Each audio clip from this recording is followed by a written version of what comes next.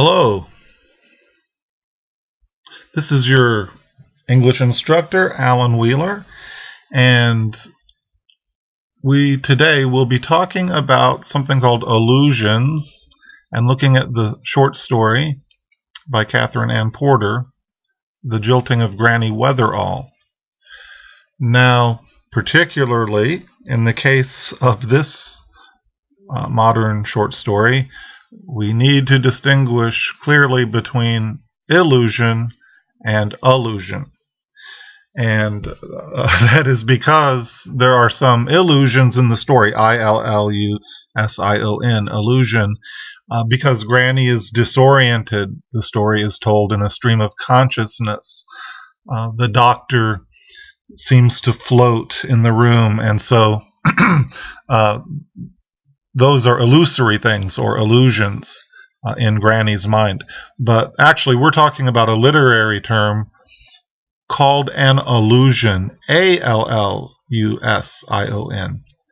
And an allusion is a figure of speech that makes brief reference to a historical or literary figure, event, or object. And that's from a handbook to literature I'm reading. So basically, an allusion is an indirect reference to some kind of cultural common knowledge that we share. And the effectiveness of an allusion depends on sharing that knowledge. So we actually have to have the same body of knowledge for allusions to work. So this lecture may be helpful to understanding the story if you don't know some of that information. Complex literary allusion is characteristic of much modern writing. So, of course, this story is a modern piece, and discovering the meaning and value of the allusions is essential sometimes to understanding the works. And a famous example is T.S. Eliot's longer poem, The Wasteland, and the footnotes explaining his indirect references, his allusions, I think were longer than the poem itself. So this is kind of a modern characteristic or a quality of modern writing. So let's look at some of the allusions that Catherine Ann Porter makes in her story. I think it will help us interpret, although there's counter perspectives, how to interpret the story. I think it will give us a better toolbox to discuss those issues. So the first one, I want to, one that's close to my heart because my father would read us an Edgar Allan Poe poem on holidays, sometimes Christmas Eve or New Year's Eve. He would read a poem called The Raven. You may be familiar with it. It's a good poem to read aloud, but it's quite long, so I'll just read the last stanza to remind you of this poem. And the raven, never flitting, still is sitting on the pallid bust of Pallas just above my chamber door. And his eyes have all the seeming of a demon's that is dreaming, and the lamplight o'er him streaming throws his shadow on the floor, and my soul from out that shadow that lies floating on the floor shall be lifted nevermore. And so you may remember that's the refrain at the end of almost every stanza in the poem. We get a repetition of that word, nevermore, nevermore. So that poem is so famous it's often alluded to or indirectly referenced in other works of literature. And now I'll see if I can hunt out the example in the story. Oh, here it is. If you look in page 80 in the textbook, if you're looking at the Jilting of Granny Weatherall, and hunt down to about paragraph 27. And this is the wonderful paragraph talking about lighting the lamps for the children. And lighting the lamps had been beautiful. And we get that repeated image or motif of the blue flame. And so there's a lot here in this paragraph, but skipping a few lines, the lamp was lit and they didn't have to be scared and hang on to mother anymore. Never, never, never more. And so right there, we get that reference to that allusion to Edgar Allan Poe. Anyone familiar with the poem would hear that echo. And that adds some depth, and we know that death is a theme of the Raven, and darkness and mystery, and so that may give us some clues as to, or at least some texture to the story here. Another example I want to look at is from Macbeth, and let me get out my huge Riverside Shakespeare edition that has the complete works of Shakespeare here. And I had to lug this book around in college. It's about 30 pounds, I think. But I've got it open to Act 5, Scene 5 of Macbeth. And I'll bet you've even heard this passage before. But let me read this for you. Macbeth has the main character who suffers a tragic fall has just heard that his queen is dead. And here's what he says. She should have died hereafter. There would have been a time for such a word. And here comes the famous passage. Macbeth says, tomorrow and tomorrow and tomorrow creeps in this petty pace from day to day, to the last syllable of recorded time, and all our yesterdays have lighted fools the way to dusty death. Out, out, brief candle!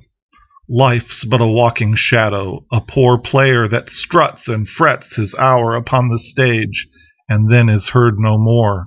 It is a tale told by an idiot, full of sound and fury, signifying nothing. So this is a famous line depicting grief and death, the fall of a man of high degree in this tragic downfall. And the key phrases I want to pull out of here, other than the whole tragic situation and death, which is the situation here, the words tomorrow and tomorrow and tomorrow, and the reference to time here, and also the words out, out, brief candle, meaning I think that life is being snuffed out, that famous image. So let's turn to the story, and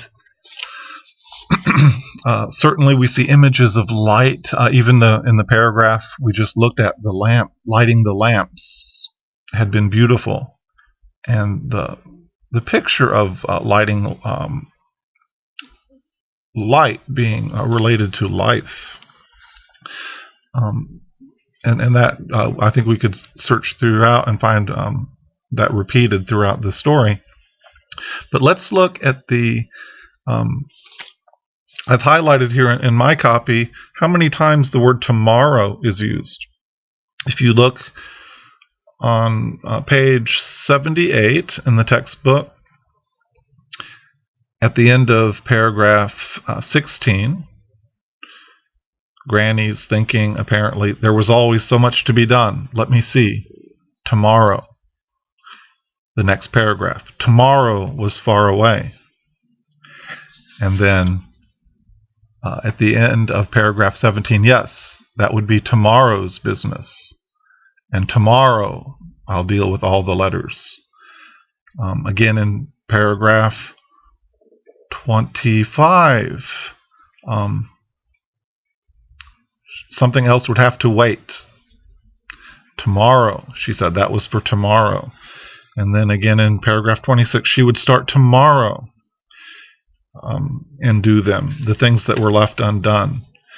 And so we get that refrain, tomorrow, tomorrow, tomorrow, repeated throughout the story with images of time, like the bronze clock on the shelf that needs to be dusted when she's thinking of all the letters tied up in the attic there in paragraph 17. And she thinks about time, how everything you made melted and changed and slipped under your hands in paragraph 26. Again, she's thinking tomorrow. And in that, let's look at that paragraph 26, because there may be another mixed image here. And Granny's thinking, as she's thinking, she sees a fog rise over the valley. She sees it marching across the creek, swallowing the trees, moving up the hill like an army of ghosts. Soon it would be at the near edge of the orchard, and then it was time to go in and light the lamps. Come in, children, don't stay out in the night air. And so, again, in that famous Macbeth passage, Act 5, Scene 5, we have the reference to the candle, out brief candle,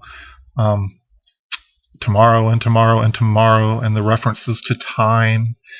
And just a few lines down in the play, there's been if you know the play, there's been a prophecy that no harm will come to Macbeth until the actual forest moves up the hill. And it turns out that the soldiers, in order to camouflage themselves, cut down branches and saplings and things, and when they look out, it actually looks like the forest is moving up the hill. And so this image in the Jilting of Granny Weatherall could be an allusion to that army moving up the hill. As darkness seems to come in, the fog seems to come in closer and closer to Granny. Now, of course, the way that Catherine Ann Porter reportedly, the way she wrote her short stories, was to start always at the ending and then go back and write all the things leading up to that. So let's look at the very last line, because we're talking here about the allusions to Macbeth. And you see that the very last line of the story, Granny Weatherall stretched herself with a deep breath and blew out the light. And so there we go. Out, brief candle, and the ending of her life. And then we know from studying the little folk tale, Godfather Death, in chapter 1, we know that candles are a classic image of life. And let me turn there. We've read that together. You don't necessarily need to turn here, but it's on page 13 in our textbook, and you'll remember that at the end of Godfather Death, the doctor, the protagonist, goes into the underworld with Death. Look, said Death, these are the life lights of mankind. The tall ones belong to children, the middle-sized ones to married people in the prime of life, and the short ones to the very, very old. But sometimes even children and young people have only a short candle. And then, skipping to the very end of this fairy tale, Death deliberately fumbled in placing the new candle, and the stub toppled over and went out. The doctor immediately dropped to the ground and fell into the hands of Death. So that's just an example, but that's a shared cultural knowledge that blowing out a candle can represent the end of life. And so we have that echoing in this story. Now, some other, maybe years ago when students studied literature, it was more common to have an awareness of this third kind of allusion. And it's a little more specific in the case of Catherine Ann Porter, because she was raised Catholic and would have been, and you can tell from the story she's familiar with the some of the Catholic culture and religion. But there's also biblical allusions, just plain old indirect references to the Bible. And these, I think in the past, students were more familiar with biblical references and things, but these may cast some light, and we'll look at a couple particularly as the Catholic faith may be unfamiliar. So let's look at some of these in the story. First of all, repeated through the story several times is the image of leaves rustling. Granny hears leaves rustling or a breeze blowing, and sometimes it's mixed with people whispering, and she can't tell the difference. There's an example in paragraph 9 of that, near the beginning, when she hears leaves rustling outside the window. Cornelia and Dr. Harry were whispering together, and so on. And then, again, in paragraph 29, when she's remembering the hope of her wedding day, such a fresh breeze blowing and such a green day with no threats in it, but he had not come. And that's when she imagines a whirl of dark smoke rising and covering, creeping up over the bright field. And so again, we have many of these allusions are mixed together here, and we'll return to that a little bit in just a minute, because there's not only light and dark and the references to the wind, the breeze blowing in this passage, but also the orderly rows and the order that is repeated in the story. But let's look at the breeze. And in paragraph 40, you'll see that a breeze went on whispering, trying to tell her something, a shuffle of leaves in the everlasting hand of God. He blew on them, and they danced and rattled.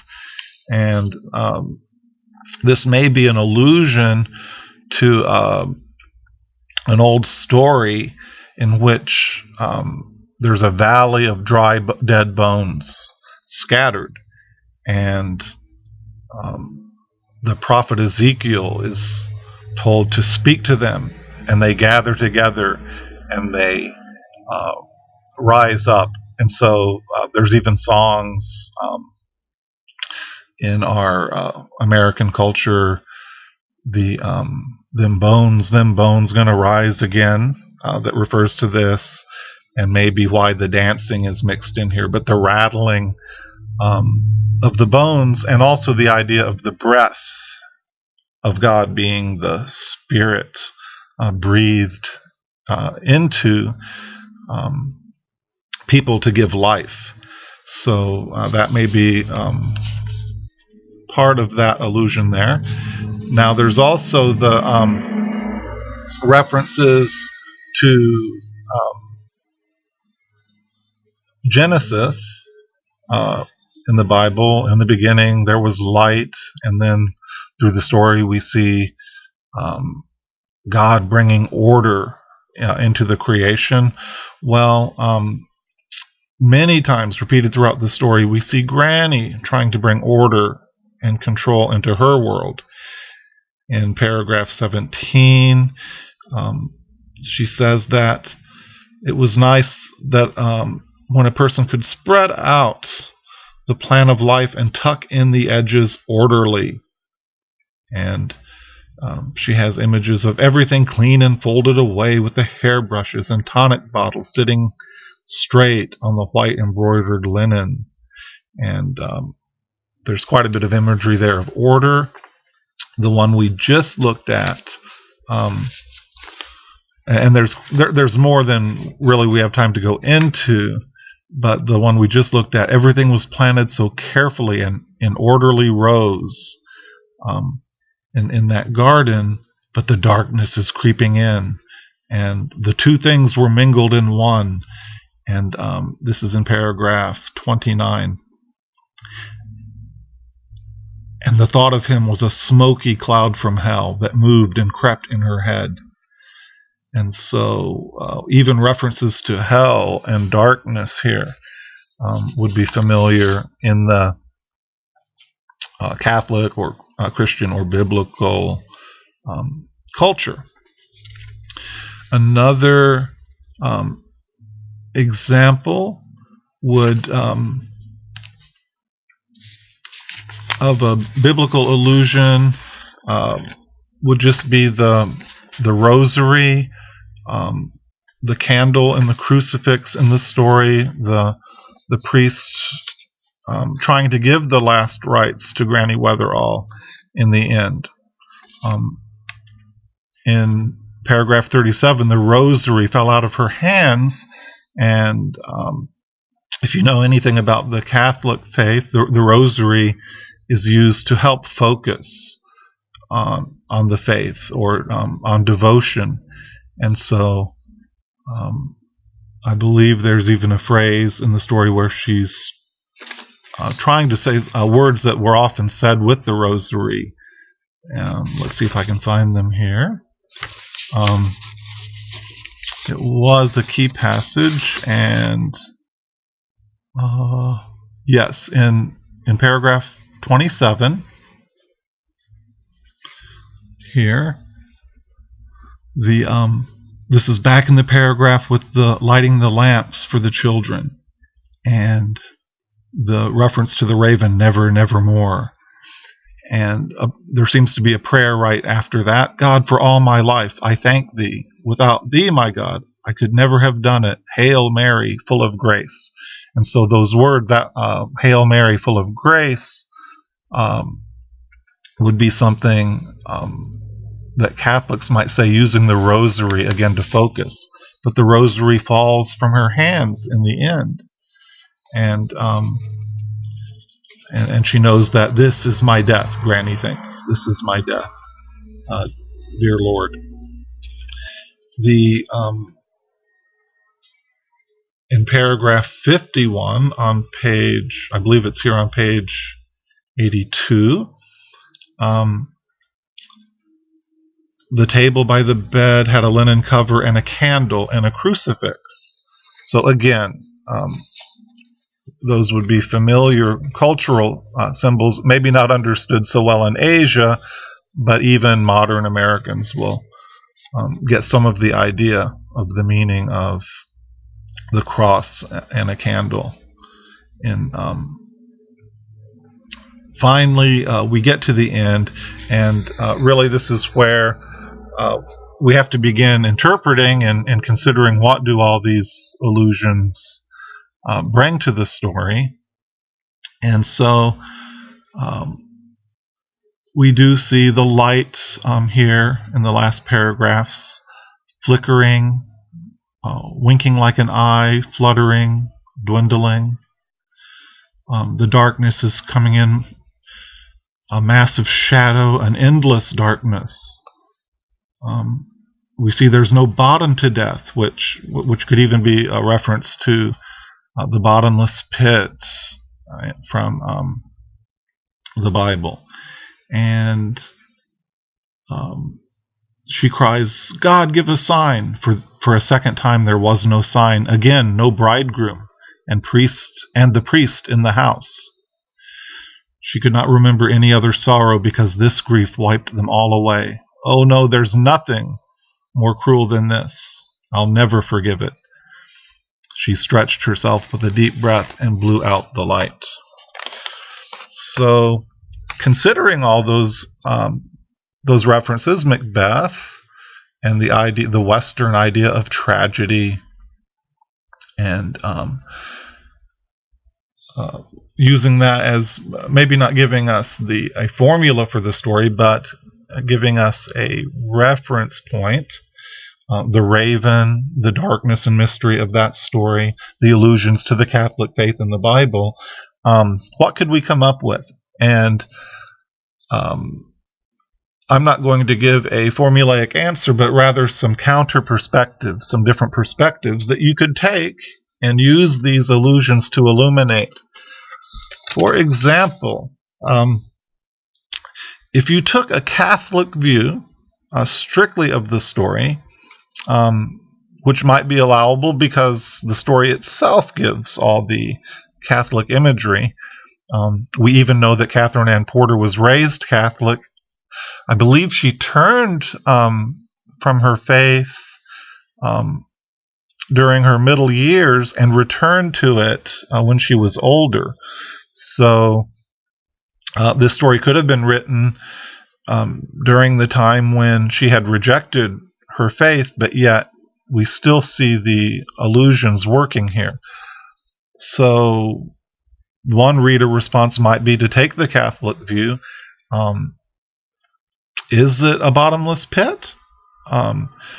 If you went back to the story and looked at the references to her soul, and could you make a case that she was going to the bad place? Hell is referenced in the story. You might make a case for that.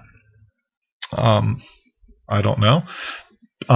We know that traditionally the Catholics believed in purgatory, which was a place of punishment, but purifying punishment before souls went on to heaven. If you've heard of Dante, who wrote the Divine Comedy, he wrote of heaven, hell, and purgatory that had to be passed through.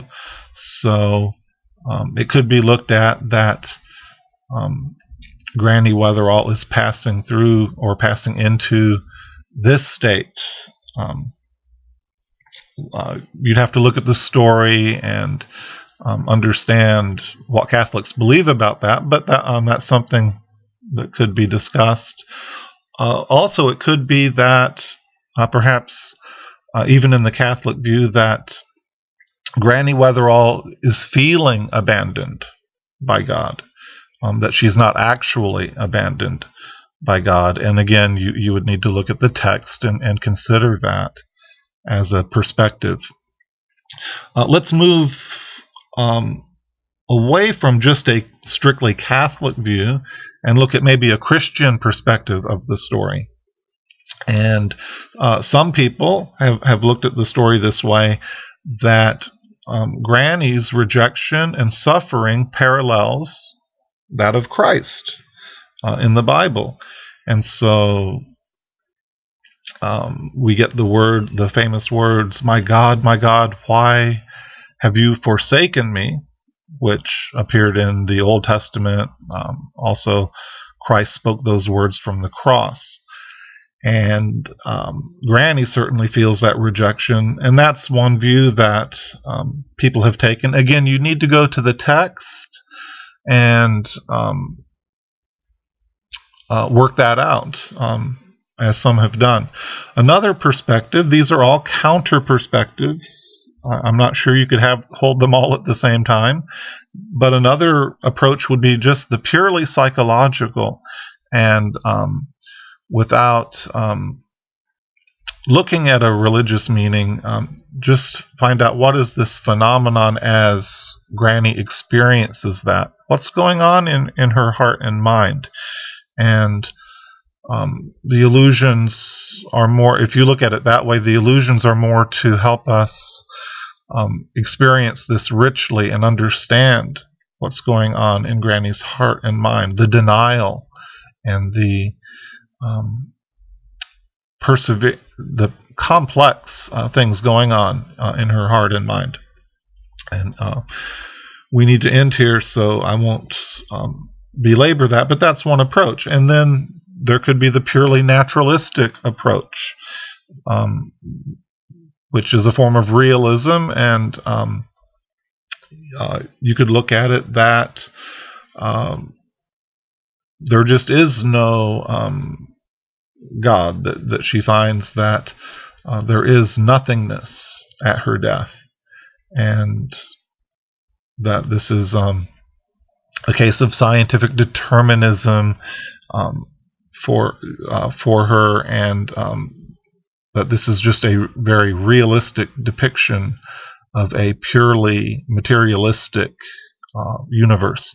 And so those are very different perspectives you could take on the story, but yet you would need to understand the allusions and the common history and culture we share to understand the story richly. And that's the purpose of this little talk, especially with modern literature, but in any case, it would be good to look for indirect references to